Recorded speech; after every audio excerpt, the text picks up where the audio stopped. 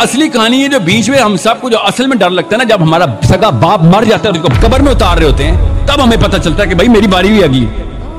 اصلی کہانی ہے جب سب قبرستان جاتے ہیں تو ہمیں یاد آتا ہے کہ نہیں نہیں کوئی بھی نہیں کام آنا، اصلی وہ مسجد والا بندے کام آنا ہے میرے، اگر کام کا ہوا تو۔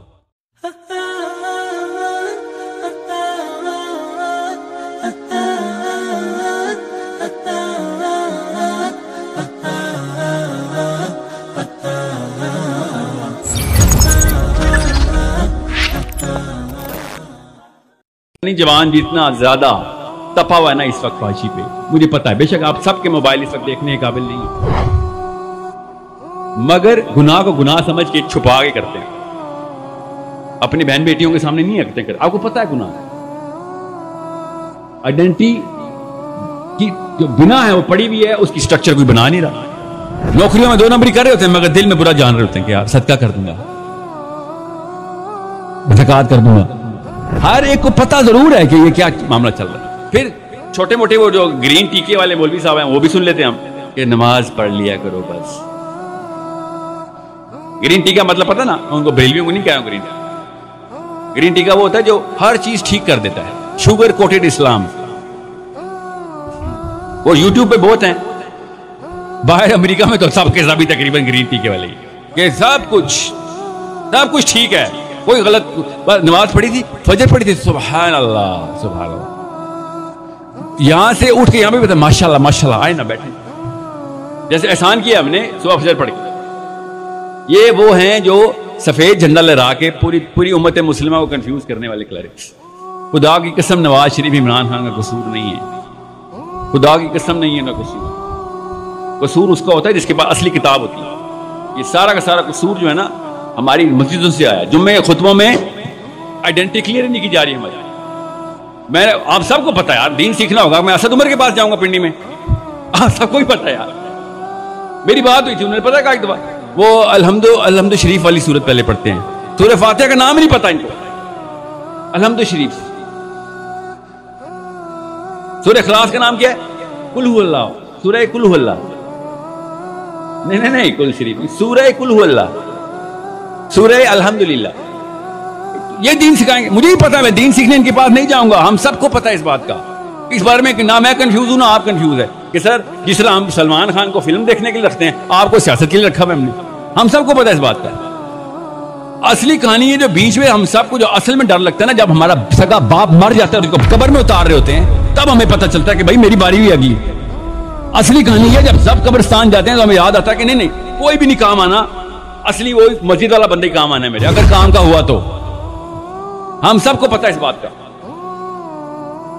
میں اپنے ابھی فرد کی بات کر رہا ہوں، آپ کے محلے میں نا 2 یا 3 بدماش بندوقیں لے کے گھس جائیں، ہم سب کو پتہ چل جاتا ہے کہ شریف مومن سے کسی کے باپ کو بھی ڈر نہیں لگتا۔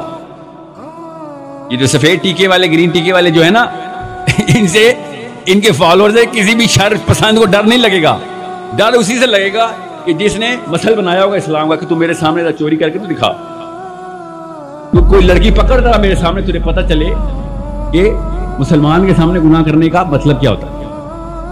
ہمارے کیا ہوتے ہیں ہمارے سامنے گناہ جیسے کوئی لڑکی کوئی ہوا کرا ہوگا، بس یہ ہے ہمارا ایمان۔ اور حدیث میں فٹ کی ہوگی کہ دل میں برا جاننے والا ہوں،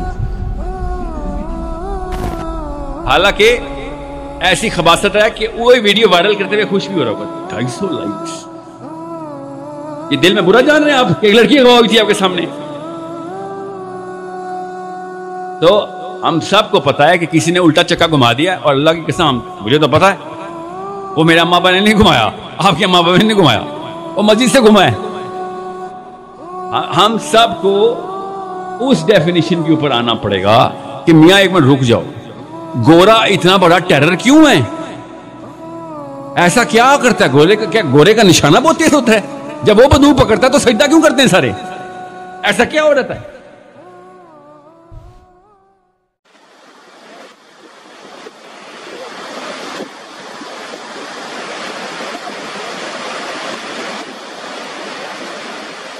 دیکھیے برا نہ مانے، مغالطے میں نہ رہیے، میرے اور آپ کے دلوں میں ایمان نہیں ہے، عقیدہ ہے۔ عقیدہ ہے والدین سے ملا ہے. یقین والا ایمان کہاں ہے؟ اپنے گریبان میں جھانکیے، اللہ آپ کو توفیق دے. کیا مجھے واقعی یقین ہے کہ مجھے مرنے کے بعد جی اٹھنا ہے؟ کیا مجھے یہ واقعی یقین ہے کہ اصل زندگی آخرت کی زندگی ہے؟ کیا مجھے واقعی یقین ہے کہ قرآن اللہ کا کلام ہے؟ ٹٹولیے اپنے دلوں کو. اگر یقین ہوتا کہ اللہ کا کلام ہے تو آپ اس کو سمجھنے کے لیے عربی بھی نہ سیکھ سکتے. انگریزی آپ پڑھیں، اور پڑھی آپ نے ایسی کہ انگریزوں کو پڑھا دے. کیا نہیں کیا، پی ایچ ڈیز کر رہے ہیں، کون کون سے فنون نہیں سیکھے، ڈاکٹر. اتنی عربی نہیں سیکھی. تمہارا دعویٰ ہے کہ تمہارا یقین تھا میری کتاب پر، اللہ پوچھے گا تمہارا سلوک کیا تھا میری کتاب کے ساتھ. تم نے پڑھا اس کو، سمجھا اسے سمجھنے کے لیے عربی سیکھی؟ تو تم جھوٹ بول رہے. تمہارا کوئی ایمان نہیں تھا میری کتاب. ما آمن بالقرآن من استحل محارمہ، جنہوں نے سود کو اپنے پورے نظام کی جڑ بنیاد بنایا ہو، ان کا ایمان کوئی ہے اللہ پر؟ حضور فرماتے ہیں کہ جس شخص نے حرام کسی شے کو اپنے لیے حلال کر لیا اس کا کوئی ایمان نہیں. دوبارہ آج بھی کرنا ہے تو دوبارہ ایمان پیدا کرنا. ایمان، عقیدہ نہیں، ایمان. صرف لپ سروس نہیں، اقرار باللسان نہیں، تصدیق بالقلب.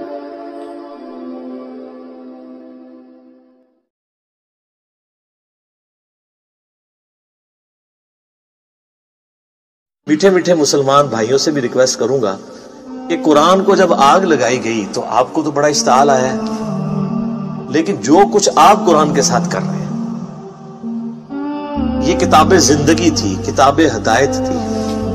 انہوں نے آگ لگائی ہے، آپ نے آگ لگائے بغیر اس کتاب کے اوپر پابندی لگا دی ہے. اسے جزدان میں لپیٹ کے سب سے اونچی جگہ پہ رکھا ہوا ہے جہاں سے کوئی غلطی سے بھی نہ اٹھا لے.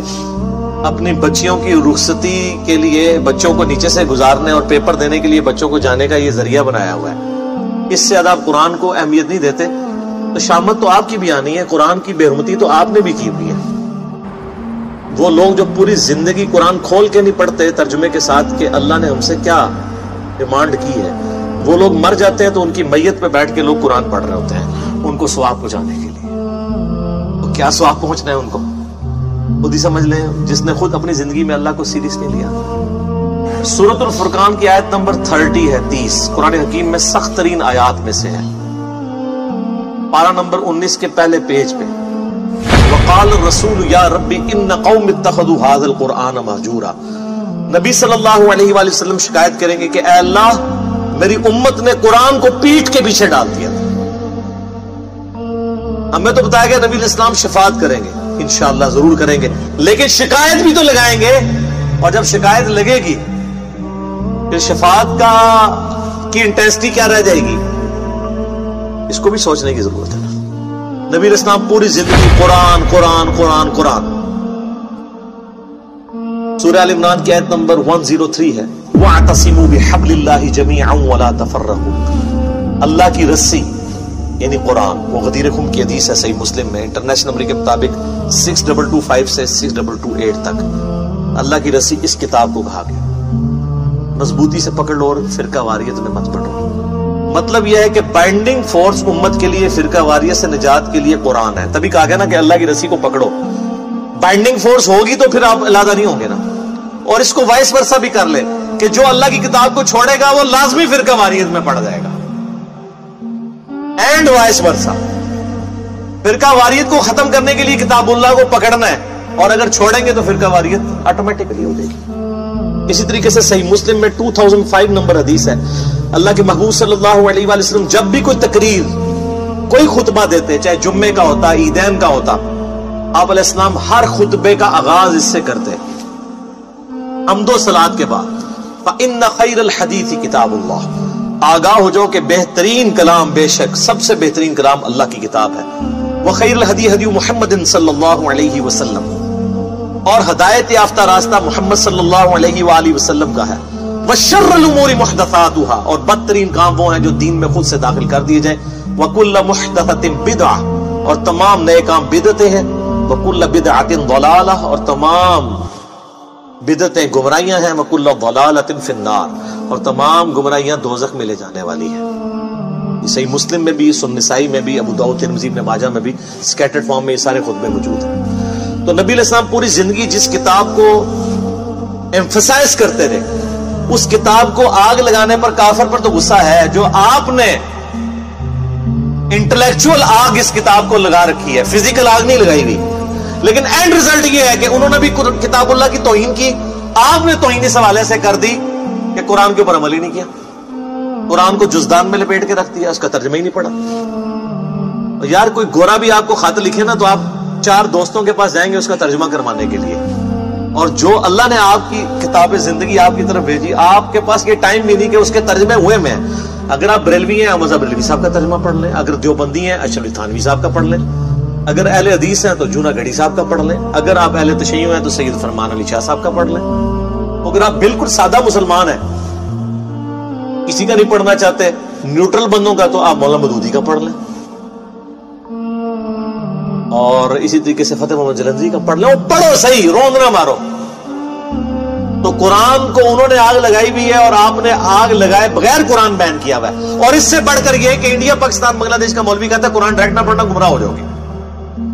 ये जो यहूदी नुमा मौलवी आपके मेंबर पे चढ़ा हुआ है, अगर आपको कोई यहूदी ईसाई आके कि कुरान नहीं डायरेक्ट पढ़ना, आप गुमराह हो जाओगे, तो आप कहेंगे अल्लाह का दुश्मन है।